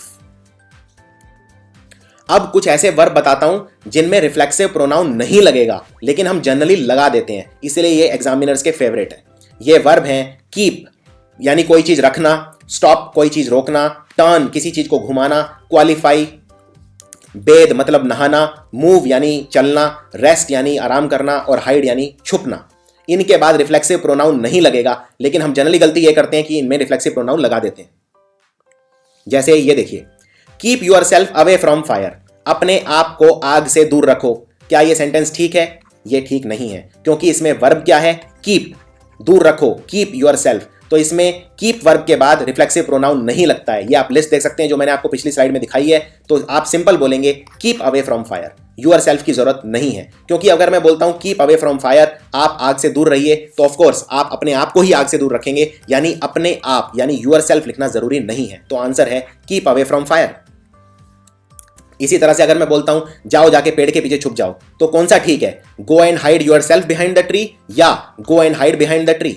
सो इसमें अगर मैं बोलता हूं पेड़ के पीछे छुप जाओ, तो आप ऑफ कोर्स अपने आप को ही छुपाएंगे, यानी यूर सेल्फ जरूरी नहीं है। वर्ब क्या है इसमें? वर्ब है हाइड। हाइड के साथ रिफ्लेक्सिव प्रोनाउन नहीं लगता है, तो आंसर है second, go and hide behind the tree. इसी तरह एक और देखते हैं, put you in my position and you will realize the problems faced in my profession. क्या इस सेंटेंस में कोई गलती है? अपने आप को मेरी जगह रखिए और आप समझ जाएंगे मेरे प्रोफेशन में क्या क्या प्रॉब्लम्स होती हैं। अब मैं बोल रहा हूं आप अपने आप को मेरी जगह पे रखिए, अपने आप को, अपने आप यानी रिफ्लेक्सिव प्रोनाउन, तो इसमें होगा पुट यू नहीं, put yourself in my position. इसी तरह से वो अपनी जवान बेटी को अपने साथ ले गया, he took his younger daughter with himself. तो इसमें क्या गलती है? वो अपने साथ ले गया, यानी अपने आप के साथ ले गया, यानी सिर्फ अपने साथ ले गया काफी है, यानी इसमें आएगा he took his younger daughter with him, ना कि हिमसेल्फ। अब बात करते हैं डेमोन्स्ट्रेटिव प्रोनाउंस की। डेमोन्स्ट्रेटिव प्रोनाउन पे एक क्वेश्चन हर साल जरूर आता है। डेमोन्स्ट्रेटिव प्रोनाउन क्या होते हैं? नाम से पता चल रहा है डेमोन्स्ट्रेट करना यानी दिखाना। जैसे फॉर एग्जाम्पल मैं बोलता हूं कि मुझे ये वाला घर बहुत पसंद है, तो ये वाला यानी मैं उंगली करके दिखा रहा हूं कि कौन से वाला, यानी डेमोन्स्ट्रेटिव प्रोनाउन। तो डेमोन्स्ट्रेटिव प्रोनाउन में हम हमेशा इशारा करके बताते हैं कि कोई चीज कैसी है। डेमोन्स्ट्रेटिव प्रोनाउन में हम हमेशा जेस्चर करते हैं यानी इशारा करते हैं। डेमोन्स्ट्रेटिव प्रोनाउन होते हैं ये। सबसे पहले होता है दिस। दिस का मतलब होता है यह, और दिस का बहुवचन होता है दीज यानी ये। फॉर एग्जाम्पल दिस और दीज हम यूज करते हैं जब कोई चीज बोलने वाले व्यक्ति के पास होती है। फॉर एग्जाम्पल मुझे ये वाली बिल्लियां पसंद है, यानी अगर मैं बोल रहा हूं मुझे ये बिल्लियां पसंद है, तो बिल्लियां बिल्कुल मेरे हाथ के पास होंगी, तभी मैं बोल रहा हूं मुझे ये वाली बिल्लियां पसंद है। दूसरा होता है दैट और दोज। दैट मतलब होता है वह, और वह का बहुवचन होता है दोज यानी वे।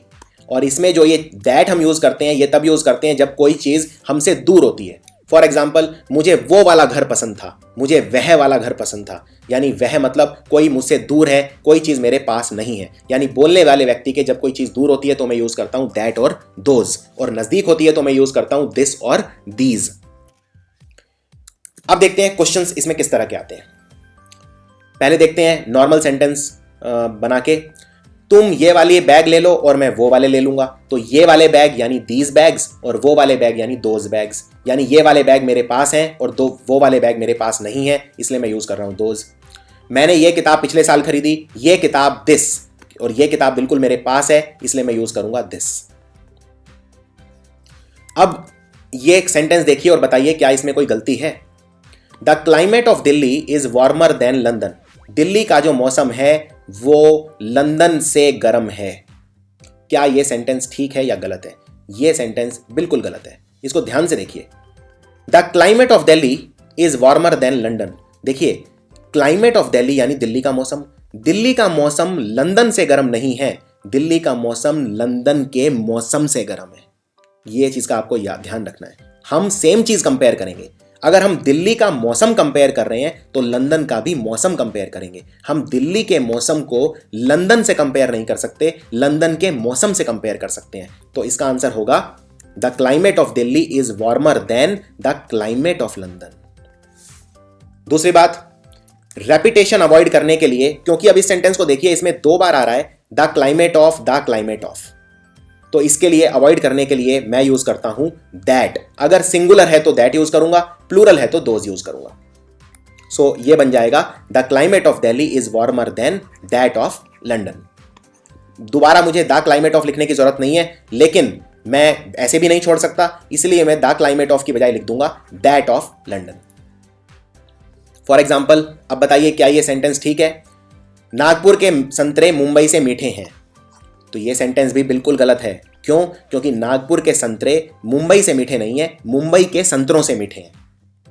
सो इसका आंसर होगा the oranges of Nagpur are sweeter than the oranges of Mumbai. लेकिन अब इसके अंदर ऑरेंजेस ऑफ दोबारा आ गया है, तो रेपिटेशन हटाने के लिए मैं यूज करूंगा दोज। दोज क्यों यूज करूंगा, दैट यूज क्यों नहीं करूंगा? क्योंकि यहां पे ऑरेंजेस बहुवचन है और दैट का बहुवचन होता है दोज। तो इसका आंसर हो जाएगा the oranges of Nagpur are sweeter than those of Mumbai. अब ये बताइए क्या ये सेंटेंस ठीक है? उदयपुर के रोड्स जयपुर से चौड़े हैं। अगेन, उदयपुर के रोड जयपुर से चौड़े नहीं है, जयपुर के रोड से चौड़े हैं। तो इसका आंसर हो गया the roads of Udaipur are wider than the roads of Jaipur.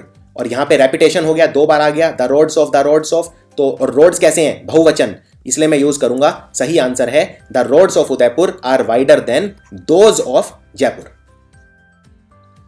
अब बात करते हैं अगले केस, जिसको बोलते हैं पोजेसिव प्रोनाउंस। पोजेसिव 2 तरह के होते हैं, एक होते हैं पोजेसिव एडजेक्टिव और दूसरे होते हैं पोजेसिव प्रोनाउन। तो इन पे भी अक्सर सवाल आते हैं, काफी इंपॉर्टेंट टॉपिक है ये भी प्रोनाउंस के अंदर। तो देखते हैं इनमें फर्क क्या है। पोजेसिव एडजेक्टिव जो होता है वो किसी नाउन की विशेषता बताता है, यानी विशेषण, ये एक तरह का विशेषण है। और जो पोजेसिव प्रोनाउन है वो किसी नाउन की जगह ले लेता है, क्योंकि जितने भी प्रोनाउन है, जितने भी सर्वनाम है, वो नाउन की यानी संज्ञा की जगह ले लेते हैं। सो सबसे पहले देखते हैं पोजेसिव प्रोनाउन। पोजेसिव प्रोनाउन किसी चीज की ओनरशिप बताते हैं कि कोई चीज किसकी है, यानी अगर कोई चीज मेरी है तो वो मेरी रहेगी, यानी पोजेसिव प्रोनाउन यूज करूंगा। ये है पोजेसिव एडजेक्टिव, माई मेरा, यूअर तुम्हारा, हिज उसका, हर उसका, इट्स उसका, किसी वस्तु के लिए यूज करते हैं इट, आवर हमारा, यूअर तुम्हारा और देयर उनका। ये सारे हैं पोजेसिव एडजेक्टिव और ये हैं सारे possessive pronoun, mine, yours, his, hers, its, ours, yours और देयर्स। तो इनको साइड में रख के देखते हैं दोनों में क्या फर्क है। माई का बन गया माइन, यूअर का बन गया यूअर्स, हिज ही रहता है, हर का बन गया हर्स, यानी आप एस लगा दीजिए एंड में, आवर का बन गया आवर्स, यूअर का बन गया यूअर्स, देयर का बन गया देयर्स। और अब देखते हैं इन सब में फर्क क्या है, यानी माई और माइन में क्या फर्क है। फर्क है ये, अगर आपको बोलना है यह घर मेरा है तो आप बोलेंगे this is my house. Adjective के बाद हमेशा नाउन लगेगा, यानी पोजेसिव एडजेक्टिव के बाद हमेशा वस्तु लगेगी कौन सी है। लेकिन अगर आप ये वस्तु को पहले लिख दें तो फिर यहां पे पोजेसिव प्रोनाउन लगेगा। इस सेंटेंस में हाउस है, हाउस को पहले अगर आप भेज दें तो आप ये बोलेंगे दिस हाउस इज माइन। लेकिन अगर आप हाउस को बाद में लिखेंगे तो लिखेंगे दिस इज माई हाउस। आप ये नहीं बोल सकते दिस इज माइन हाउस, क्योंकि माइन के बाद कुछ भी नहीं लगता है, क्योंकि माइन है पॉजेसिव प्रोनाउन। लेकिन माई है पॉजेसिव एडजेक्टिव, और एडजेक्टिव हमेशा नाउन या प्रोनाउन की विशेषता बताता है, इसीलिए इसके बाद हमेशा ऑब्जेक्ट लगेगा। फॉर एग्जाम्पल, यह घर उसका है, दिस इज हर हाउस। लेकिन अगर आप हाउस को पहले भेज दें तो दिस हाउस इज हर्स, तो ये हर है पॉजेसिव एडजेक्टिव क्योंकि इसके बाद नाउन लगा है, और हर्स है पॉजेसिव प्रोनाउन। तो जो एस वाले हैं उनके बाद कुछ नहीं लगेगा। एक और केस देखते हैं, ये हमारी पेंसिल हैं, दीज आर आवर पेंसिल्स। अब जो ये पेंसिल हैं ये क्या है, वस्तु यानी नाउन, तो यहां पे लगेगा पॉजेसिव एडजेक्टिव। लेकिन अगर मैं पेंसिल हटा दूं तो ये हो गया ये हमारी हैं, यानी दीज आर आवर्स। तो यहां पे मैंने कोई वस्तु नहीं लगाई है, इसीलिए पॉजेसिव प्रोनाउन यूज करूंगा। फॉर एग्जाम्पल, यह तलवार मेरी है, वह तलवार मेरी है, दैट इज माई स्वॉर्ड। लेकिन अगर मैं स्वॉर्ड को पहले लिख दूं तो वह तलवार मेरी है, दैट स्वॉर्ड इज माइन। आइए एक क्वेश्चन का अभ्यास करते हैं। ये क्वेश्चन पिछले एग्जाम्स में से मैंने लिया है। आवर या आवर्स, आपको डिसाइड करना है क्या आएगा। Is the only country in the world which has more than 22 official languages. हमारी एकमात्र ऐसी कंट्री है दुनिया में जिसमें 22 ऑफिशियल लैंग्वेजेस हैं। अब आपको बताना है आवर आएगा कि आवर्स आएगा। अब आप जानते हैं यहां पे आवर्स जो एस वाले शब्द होते हैं, जो पॉजेसिव प्रोनाउन होते हैं, उनके बाद में कुछ भी नहीं लगता है।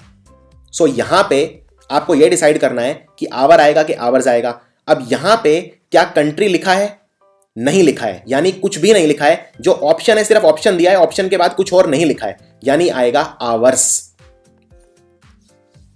फॉर एग्जाम्पल, इसको लिखने का एक तरीका और भी है, इसको लिखने का एक तरीका और भी है। या तो आप लिखिए our country is the only country in the world, क्योंकि आवर के बाद तो हमेशा कुछ लगता है, क्योंकि ये पॉजेसिव एडजेक्टिव है, इसके बाद हमेशा नाउन लगता है। या लिखिए ours is the only country in the world. तो इसको दो तरीके से लिखा जा सकता है, our country is the only country in the world, या फिर ours is the only country in the world. इसी तरह से आपको बताना है यहां पे क्या आएगा। यूअर या yours is a great car, तुम्हारी गाड़ी बहुत अच्छी है। सो या तो इसमें लिखिए your car is a great car, तुम्हारी गाड़ी एक बहुत अच्छी गाड़ी है, यूअर कार, क्योंकि यूअर क्या है, पॉजेसिव एडजेक्टिव। पॉजेसिव एडजेक्टिव के बाद में हमेशा नाउन लगता है। लेकिन अगर आप यूअर कार नहीं लिखना चाहते और यहां पे आप फिल इन द ब्लैंक देखिए, इसके अंदर कार नहीं लिखा है, यानी यहां आंसर क्या होगा, yours is a great car. इसी तरह मुझे तुम्हारी गाड़ी पसंद है, आई लाइक यूअर कार। अब यहां पे कार दे दिया, यानी कार दे दिया यानी नाउन है। ये नाउन की विशेषता कौन बताता है, एडजेक्टिव, तो यहां पे एडजेक्टिव लगेगा, यानी आई लाइक यूअर कार। यहां पे यूअर्स नहीं आएगा। आइए कुछ और क्वेश्चन की प्रैक्टिस करते हैं। I prefer your help to him, इसमें क्या गलती है, मैं तुम्हारी हेल्प प्रेफर करता हूं उसकी हेल्प की बजाय। अब इसमें मैं तुम्हारी हेल्प प्रेफर करता हूं उसकी हेल्प की बजाय, उसकी बजाय नहीं, हिम का मतलब वो खुद। I prefer your help to his help, या सिंपल आप लिख सकते हैं I prefer your help to his, क्योंकि हिज एक ऐसा शब्द है जिसमें पॉजेसिव एडजेक्टिव और पॉजेसिव प्रोनाउन दोनों सेम होते हैं, तो हेल्प लिखने की जरूरत नहीं है दोबारा। I prefer your help to him नहीं, his. Your house is better than my, इसमें क्या गलती है, बहुत ही आसान सवाल है। Your house is better than my house, my नहीं। या फिर your house is better than my house के बजाय आप लिख सकते हैं माइन। माइन के बाद आपको हाउस लगाने की जरूरत नहीं पड़ेगी। So your house is better than my house या your house is better than mine. अब बात करते हैं अगले प्रोनाउंस की तरफ, जिनको बोलते हैं रेसिप्रोकल प्रोनाउन। रेसिप्रोकल मतलब होता है अंग्रेजी में उल्टा, यानी आप किसी को कुछ दे रहे हैं, वो बदले में आपको कुछ दे रहा है, उसे बोलते हैं रेसिप्रोकल प्रोनाउन।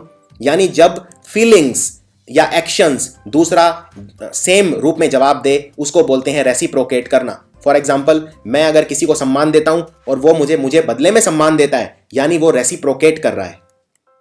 सो दो ही रेसिप्रोकल प्रोनाउन है जो एग्जाम में आते हैं, वो हैं ईच अदर और वन अनदर। और दोनों में क्या फर्क है देखते हैं। सो फॉर एग्जाम्पल, पूजा और स्वाति एक दूसरे से बात कर रहे हैं, पूजा स्वाति से बात कर रही है और स्वाति पूजा से बात कर रही है पलट के, यानी दोनों रेसिप्रोकेट कर रहे हैं। सो आप बोलोगे Pooja and Swati are talking to each other. 12 angry man, 12 गुस्साए हुए लोग हैं जो एक दूसरे की तरफ उंगलियां उठा रहे हैं, यानी सब एक दूसरे की तरफ उंगलियां उठा रहे हैं। एक बाकी 11 की तरफ उठा रहा है, बाकी 11 एक की तरफ उठा रहे हैं, यानी सब एक दूसरे में रेसिप्रोकेट कर रहे हैं। सो आप बोलोगे the 12 angry man were all Poynting fingers at each other. पर क्या ये ठीक है? क्या यहां ईच अदर लगा सकते हैं? जी नहीं, ये गलत है। ईच अदर सिर्फ दो लोगों के लिए यूज होता है। अगर दो से ज्यादा लोग हैं तो हम यूज करते हैं वन अनदर, और यही डिफरेंस है ईच अदर और वन अनदर में। यहां पर 12 लोग हैं, दो नहीं है, इसलिए आप यूज करेंगे वन अनदर। अब ये देखते हैं ये क्वेश्चन, ये हर बार एग्जाम में रिपीट होता है। The father said that we should all love each other. क्या ये सेंटेंस ठीक है? फादर ने कहा हम सबको एक दूसरे से प्यार करना चाहिए।